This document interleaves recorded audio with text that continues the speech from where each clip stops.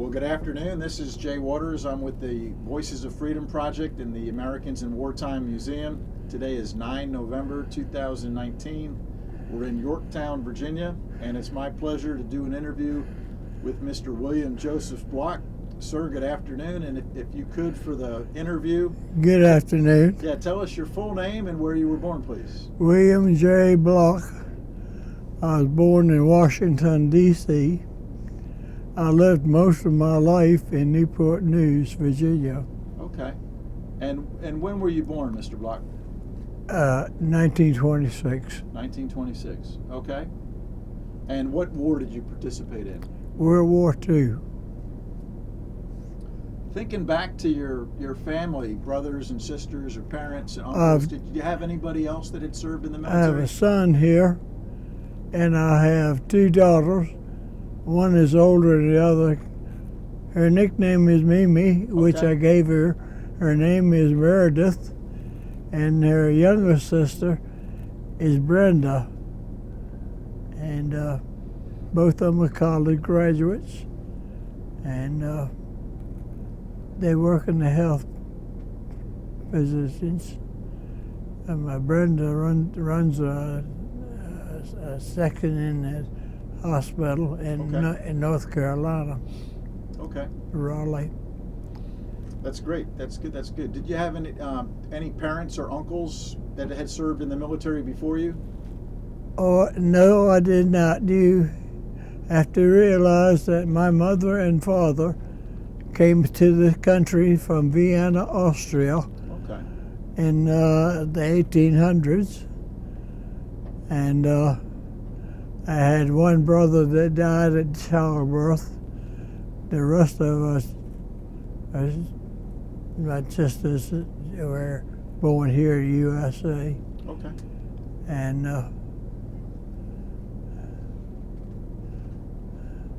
I really didn't know anything about my parents till I was about 3 or 4, I guess I remember. Sure. Well, thinking back, if you would then, Mr. Block, to December 7th, 1941, when the Japanese bombed Pearl Harbor. What do you remember about that day, and where were you? Can you just tell us about December 7th, 1941? In 1941, I was sitting in my room working on a model. I was a model enthusiast, and I happened to have a radio on, and I heard the broadcast. My father was downstairs in the living room. They were entertaining two guests. I think they were of German heritage. Yes, they told them to turn on that radio and listen to what's happening, because it's pretty important. And I guess that was the start of me getting into the service. I was still in high school, and two engineers from Langley Field, or two people from Langley Field, NACA, came out there, and they wanted a couple of modelers. They got about 7 or 8 modelers, and we built these recognition models that they hung in all the barracks and places of eat. Anyway, we did that for a while, and I liked the people out at NASA, and after our job was through, I elected to stay on. I went through the NASA apprentice school, and I worked in a free flight and the spin tunnel of Langley Field, and years later I became the head of the full-scale tunnel. I had about 28 men who had outside drop zones and models out there. Anyway, I was still working in the spin tunnel and free flight tunnel when my draft number came up. And at first they thought I was, because I was at NASA, I stayed there, but I didn't. And I went to Richmond. Richmond, we got on the train and went to Florida, Fort Campbell. No, what was that? Training camp down in Fort Campbell. Fort Campbell in Kentucky? No, it was in Florida. I said Campbell. I went to a training camp in Florida. Okay. This was and this you'd been drafted. Yeah. From in 1944. You were drafted right. from the job out at NASA. Right. Drafted and went to Richmond and then training in Florida. Florida. And after training, we went to a camp in Maryland. I think. Well, what branch of, so you were drafted into the Army, but what did they want you to do in the Army? Well, I took Army basic training. Rifleman, I guess. I went overseas about 2 weeks later on the Ile de France. We went by ourselves. We got into the tail end of a hurricane out there. Oh, wow. Had waves about 60 to 70 feet high for about like a day or so. And we landed in Scotland. And we went through Scotland on a train to a place in England. I think it was Camp Lucky Strike. And we stayed in that camp for I guess it was about a week and a half, and we loaded on a small aircraft carrier, and we landed in France, and we went to a replacement depot in France.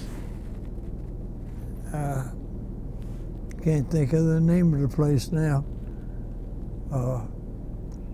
Anyway, we left the replacement depot in about 2-3 days at night, and we got on, I think it was about 7 of us got on a truck, and the drivers had quite a time.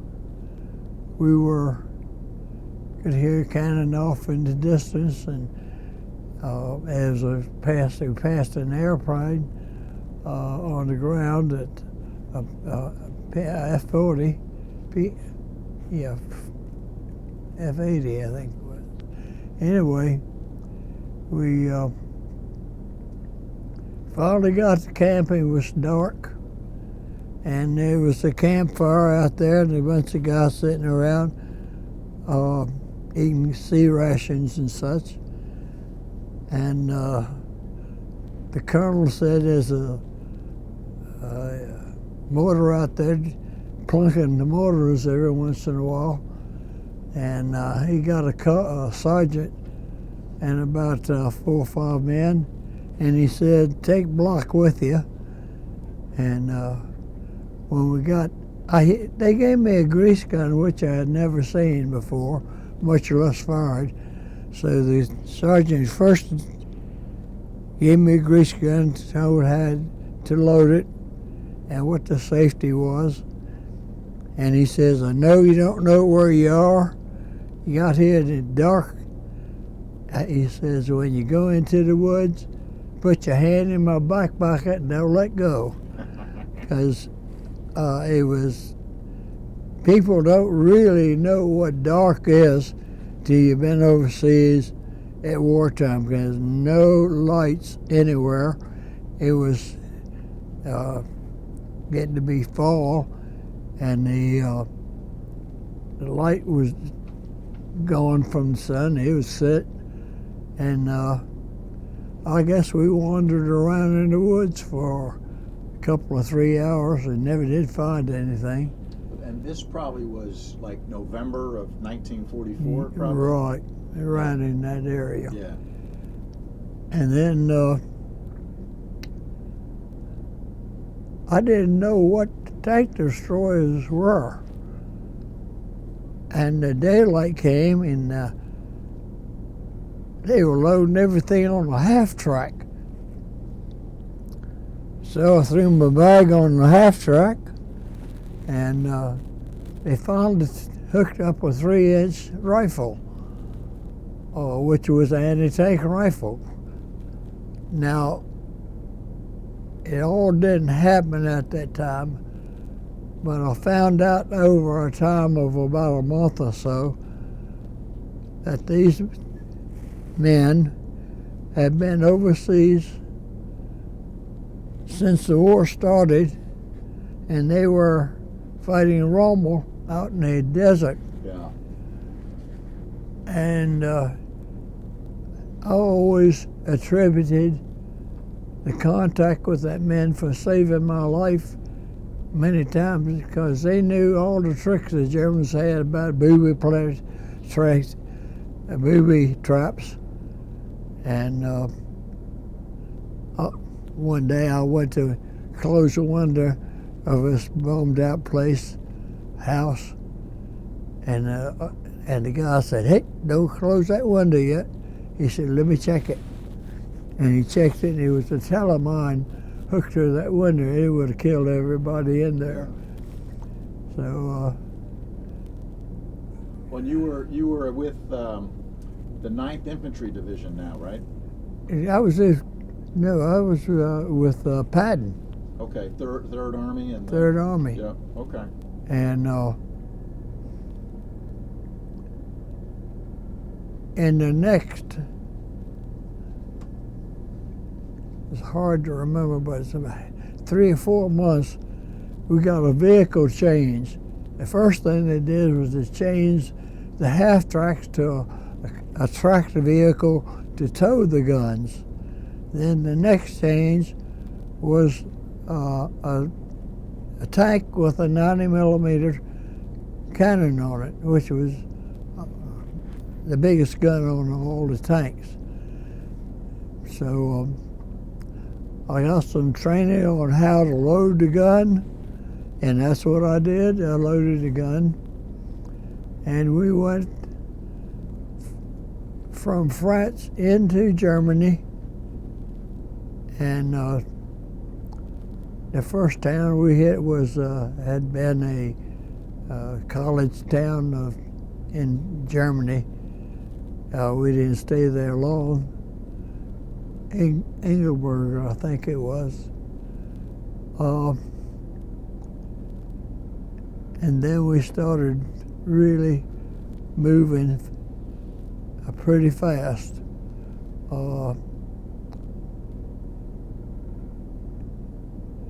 One thing about being with Patton, he was always moving his army. I mean, he was always around, and where you saw him, you knew that it was important what you were doing. He was waving the traffic on, and we had quite a time with him. Did you see him a few times? Did you ever see him? Oh yes. Yeah. What was that like? When I was in Regensburg, which is about halfway through Germany, I guess, Regensburg was bombed pretty flat. And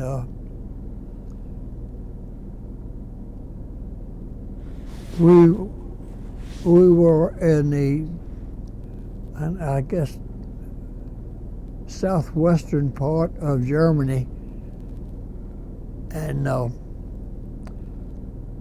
after Regensburg, my understanding was that Regensburg was a general meeting. There's about 3 to 5 generals there. I don't know how many, but I met Patton personally. One morning I was standing guard out there, and he came by, and I told him, "Good morning, General." And he said, "Where are you from, soldier?" I said, "I'm from Virginia." And he said, "That's a goddamn good state." And that's about all the conversation we had. At that point, he turned the whole Third Army, I guess it was north. We turned 90 degrees anyway. We were told that there was a paratroop outfit in trouble, and they needed a volunteer to go out there, and Patton said, "I'm the man." And so he turned his whole army around, and we went to get the paratroopers out of trouble. And where was that town? Where general of the paratroops is told him nuts he wasn't going to surrender. Yeah. And was that part of the Bastogne? Bastogne. Bastogne, yeah. Yes, Bastogne.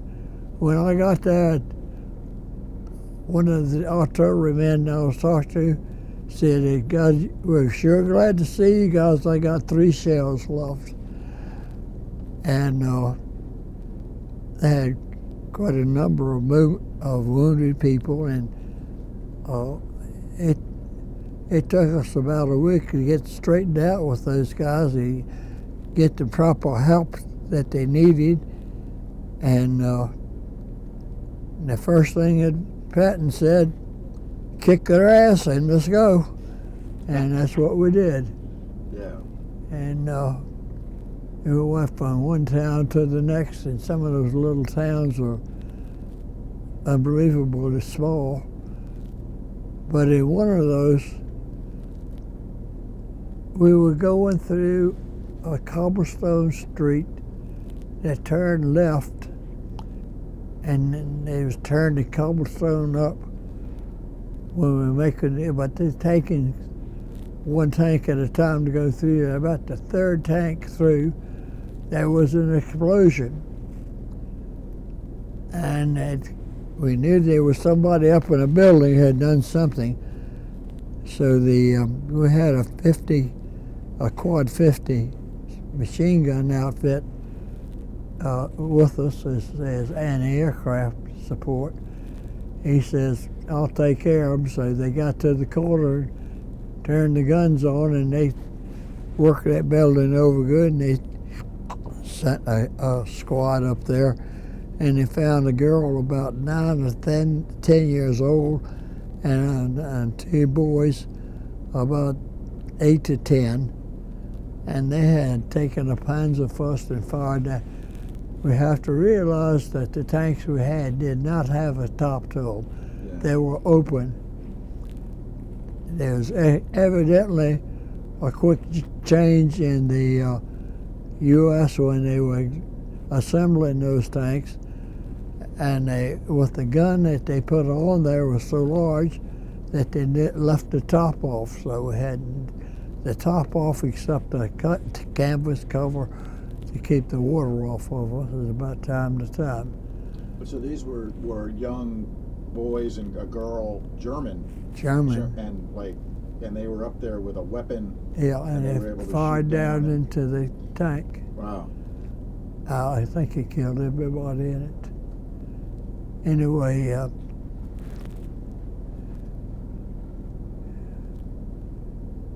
we traveled so fast that many times we had trouble with the tank. We had a hydraulic line breaking, spewed hydraulic oil all over us, and I had a can of meat and beans on the heater of the tank, and it blew up. and the meat and beans and oil was all over the place, and we were a mess. Anyway. Well, so this would have all been part of the Battle of the Bulge. Battle of the Bulge. Yeah, so this was now December of 1944. Yes. And as I recall from reading, can you tell us, it was very, very cold, right? Cold? Cold. Yeah, snow and cold. What was that like I've been cold and miserable before being wet, but never like that. You get in a tank that gets half stuck in a riverbed, you push it out and get all that red mud all over you, and no place to sleep. I slept many a night underneath the tank because the tank was warm for the engine running all day. And if we found a place we could get some shelter, it is few and far between. The Air Force had done one heck of a job, because a lot of those places are really burned up, blown up bad. From the bombings and stuff, yeah. We finally got into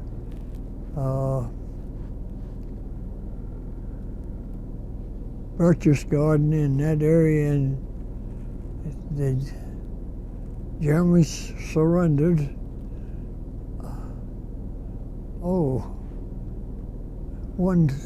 One thing happened when we were in Regensburg. We were on a roadblock to make sure that none of the Germans attacked the place.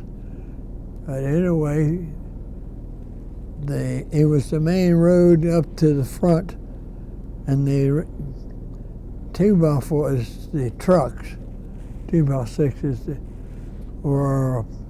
had a red ball painted on the door, and anything that had a red ball on it, you didn't stop. You just helped them on the way.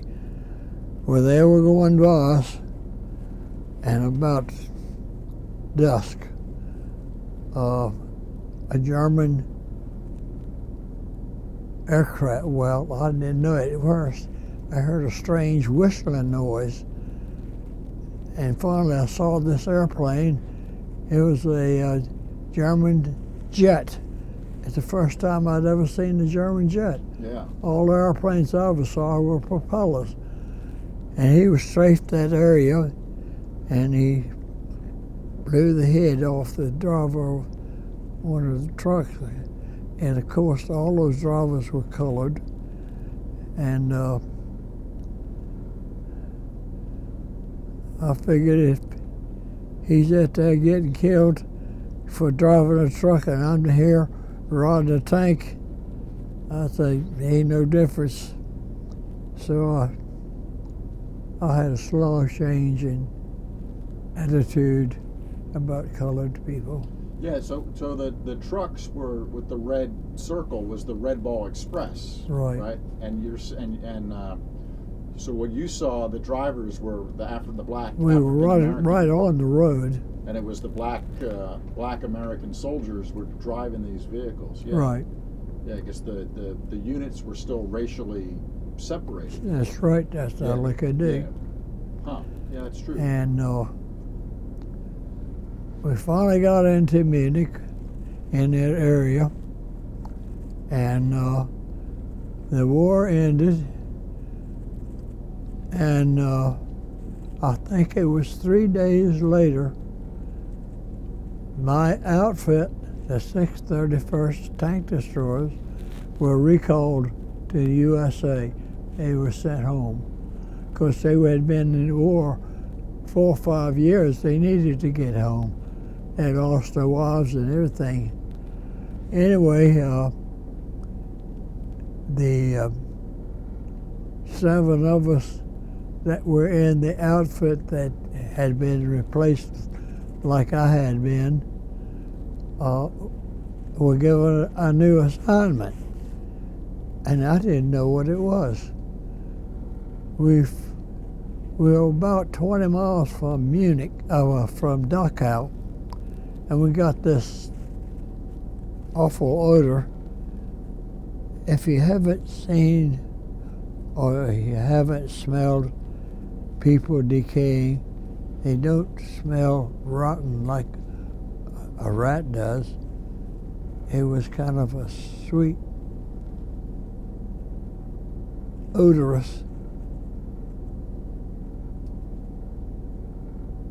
smell. I think you'll never forget it. Mm-hmm. Anyway, we rolled into Dachau 20 miles, 30 minutes later, and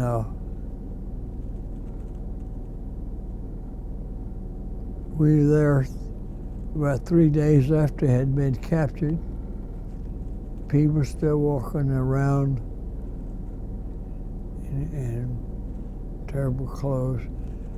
One man was laying on the ground, and I asked him, is there anything I could do to help him? And he spoke back at me in English. It surprised me. And I found out, not that day, but later, that he was a German.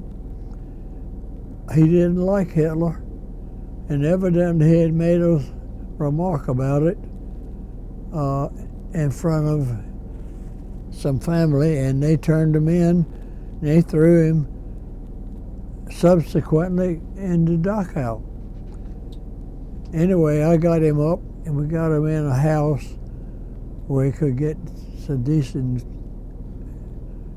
coverage, and we continued walking around, and we saw where the Germans had their dogs in there. The dogs were used to kill and eat the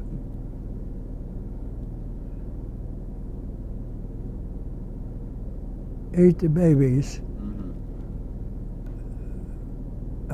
All those people. Now, Mr. Block, do you speak German? Were you able to speak German? I knew some words. Okay. Because your parents had come from, some of your relatives had come Right. from Austria. Right. So did your German speaking ability help you, or were you able to speak Oh, to it German? helped me a little bit. Yeah, but like the one In fact, prisoner one person that you ran into, you spoke to him, and then Yeah. maybe some German, but he could speak English. Yeah. then we looked along the railroad track, and I never saw so many dead people in my life. They were stacked up about 6 to 8 feet high, and I guess there's about at least a football length of these bodies alongside the trail. Well, about I think it was about 2 or 3 days later, the officers in charge of the remaining German army, I guess, and the people were told they had to bury those people, and it took them about 3 months to bury them. Well, I know they don't know who they buried, Sure. but you just had a large hole in the ground. They finally filled it halfway up with dead people.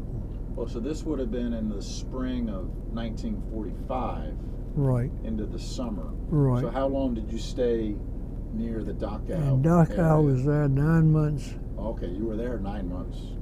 All right, that's where I was made staff sergeant.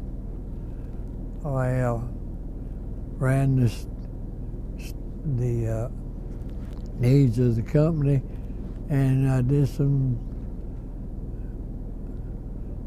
Oh, I ought to tell you about the little girl. We were walking around through this camp, and we heard this. It sounded like a cat. Meow, it's real. And it was a pile of dirt. I mean, it was about 8 feet high and 10 feet across. So we got some shovels out and started digging. Because it came from there, we finally dug up a little girl about 9 years old. They had buried her alive. All those dead people. Were you able to help her? Were you able Oh to help yeah. this? Okay, so she. Oh yeah, she was. Took her to the first aid, and they cleaned her up and gave her some clothes, and they tried to find out where she was supposed to be.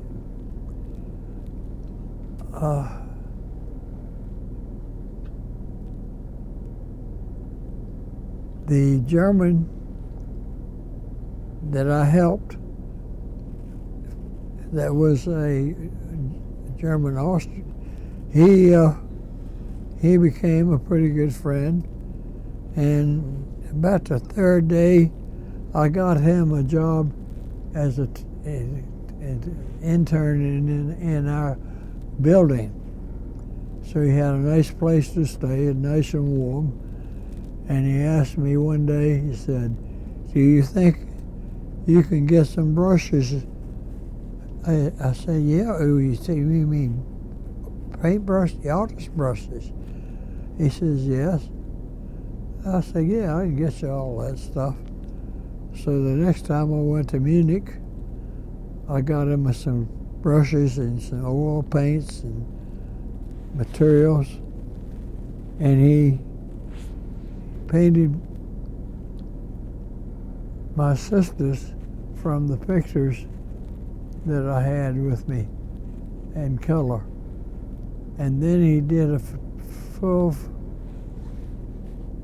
face figure of me, which I still have at home. I put a lot of quality in that. He did a good job. It was charcoal. Okay. And then I was transferred to the 5th Constabulary Force, and that was in Augsburg, and I was there for about 3 months before I was sent home. The German painter, the German officer, the German person that you met that did the painting, did you ever know what happened to him after the war? He was hung. Oh, was he?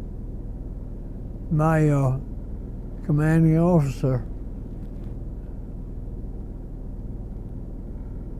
was his name was Colonel Beale. He was a bird colonel.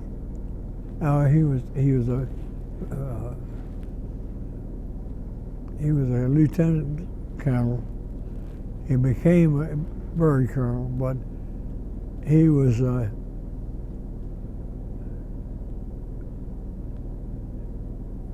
very kind to us GIs. He knew what we'd been through, and he gave us all the breaks he could. Why was the German hung? Was he hung by Americans or the Germans, or? They were hung by the Americans. Okay, for war crimes and. Yep. Okay. I assumed they were Americans. I never saw a hanging. I didn't hell with them. Okay. Well, what was the last couple months like? You were on the constabulary force. What was that like? What did you do? Constabulary? Yeah. I was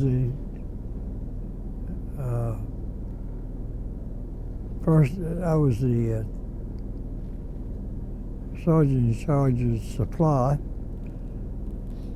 and I had a real nice office there in the top floor of a 3-story building in Augsburg Airport, and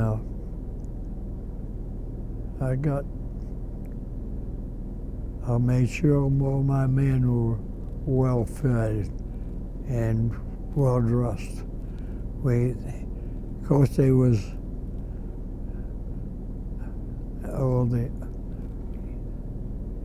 the later part of Army coming in to having parades and all that crap. When you were a staff sergeant at this time? Yeah. So you'd been promoted multiple times, staff sergeant? Yeah, when I was supposed promoted in Dachau. Yeah. And on this last duty, I mean, the German economy and most of the buildings or things are now destroyed, right? And you're trying to help some of the German people too? A lot of those buildings along the railroad track, you stand on the top of your tank and you can see woods on the other side. Everything else was flattened. Yeah. The railroad tracks, a lot of places, they were big carols, so that they rode the tracks up, and they had bombed that. Hitler had ruined Germany. He had ruined Germany. He had it bombed flat, and we did it. But we had to do it. Did you get to have any interaction with German civilians, just regular people, and what was that like? Well, the first time we went into a beer house, I guess you call it, in Regensburg. They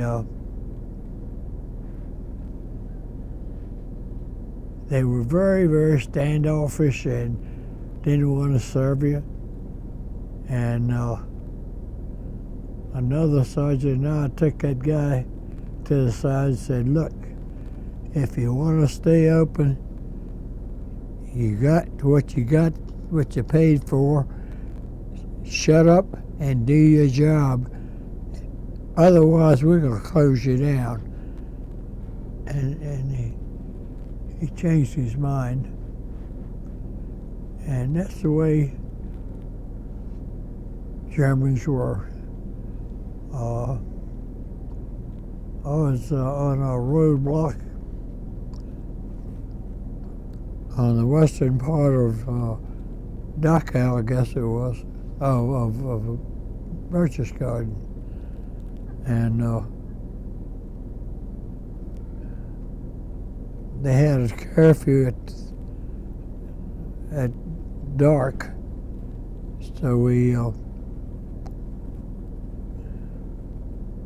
I had this one guy, he's a little fellow, he couldn't have been much over 5'6". He had a big sack of potatoes on his back, and he spoke English and haltingly, but he said, "I've been working all day," he says, "for potatoes for my family," so I let him go. And the next day, I think it was, 3 officers came by in a Jeep. They were fully armed, and I stopped them. We left one tank in the middle of the road at the service station. I tried to get the weapons from them. They didn't want to turn them in. They wanted to hand them over to General Patton. Oh, these were German Yeah. officers. Okay. Yes, I don't care what they wanted. I just told Mark, Smokey was on the gun. I told him, "Crank that 50 up," and he opened it. He charged that thing. If you ever charge a 50 caliber, you know what it sounds like. As soon as I charged that thing, they changed their mind, and we got them disarmed, and then let them go. Whatever happened to the weapons? Do you know?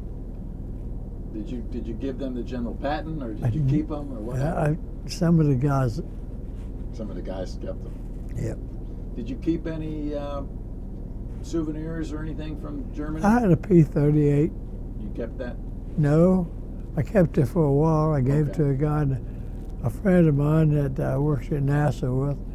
He was anxious to have a souvenir of a war, So I gave him my P-38. It's too big for me. Yeah. How were you while you were in Europe during World War II? How did you stay in contact with family or friends back in the United States? After the war was over, and I don't know how long it was, it must have been at least 3, 4, 5 months, they had telephone service back home, and you had to give them the number of and who it was, and they would tell you when you had to be back there to talk to them, and that's what I did. And I just wanted them to know I was still okay. Sure. And well, yeah. What was it like when you finally into 1946? All your duties now are over. You got sent home and demobilized. What was that like going back home to the United States? how was it in the United States? Well, how was it going back from your last duties in Germany? The war's over. You're demobilizing and coming back home. What was your homecoming like?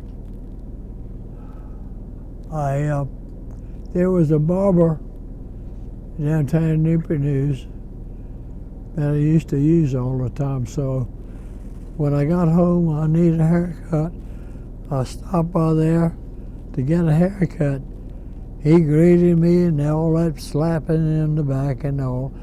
I went to sleep in the back of his chair, and he gave me a haircut. Yeah. Was it a free haircut or did he make you pay?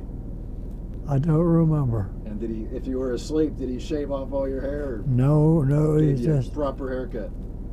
like that picture was. Yeah. In fact, can you show it? You got a picture in your hands there. Yes. You've been holding that. Can you show that on the camera and describe that for me, please? Yeah, this is taken when I was retired from service. Okay, that's a great looking picture.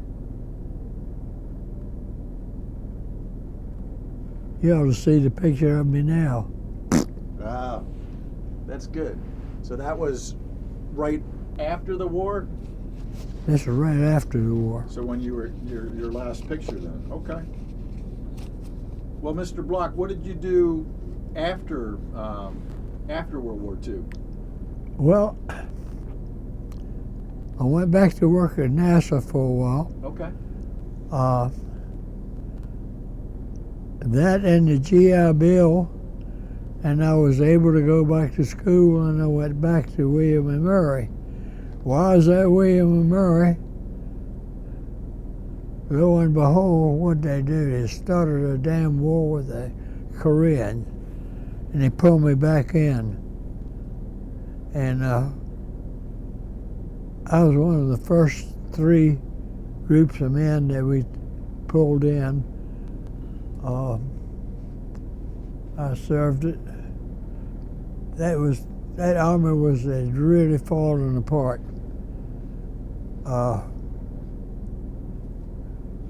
Were you drafted back in for Korea or just remobilized? They remobilized me back into it. Yeah.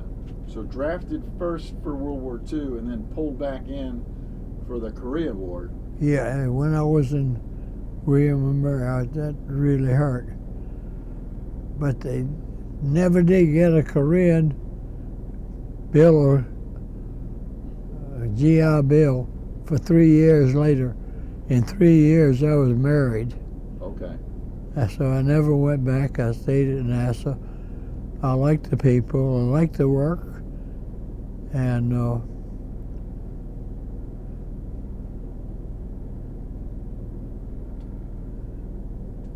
the few bosses that I had at Langley were very kind to me, I guess. They liked my work and they liked the way I did things, and they made me the supervisor in the tunnels there and the drop section. We actually dropped models from about 5,000 feet and check the spin entry. Anyway, that's about it. Well, yeah. So we're pretty much wrapping up a very fascinating interview. Mr. Block, if there's one thing you would want your kids and grandkids and great grandchildren, what would you want them to know about you and your World War II and your military service? I've already told them how the Germans were, how my little experience with it. We moved in 3 days. They moved a whole army from the western part of Germany to help those paratroopers out. That was quite a chore. And I had appreciation, I guess you'd call it, appreciation for General Patton. And I didn't like the way this country and the news and everybody treated him after the Korean, essentially a bombing. He was given the worst part of the job to get through, which he did, and it cost him a lot of men. And he went to the hospital. It was a temporary tent to see all the people that had been wounded, and arms, legs missing, and some of them blind, and then there was this one kid that had suffered a mental breakdown, I guess, and was sitting there crying, and he slapped him. Mm-hmm. I don't think they understood how the general felt being surrounded by all those wounded people, and this kid didn't have a scratch on him and was crying because he was the bombardment got him, which I thought was very unreasonable for the newsies. I never did like them after that. Yeah, I've heard that story many times. Mm-hmm. Yeah. That's a tough one. I was with Pat when he pissed in the Rhine, too. Oh, yeah? Tell us about that. Well, we were about 3-4 days from the Rhine, and we had stopped somewhere, and Pat came by and he says, "How's everything going with you guys?" I said, "Everything's fine." He says, "Well, I want you to take the Rhine." He says, "I guarantee you that I'm going to pee in the Rhine." And he did. Mm-hmm. For the newspaper, too.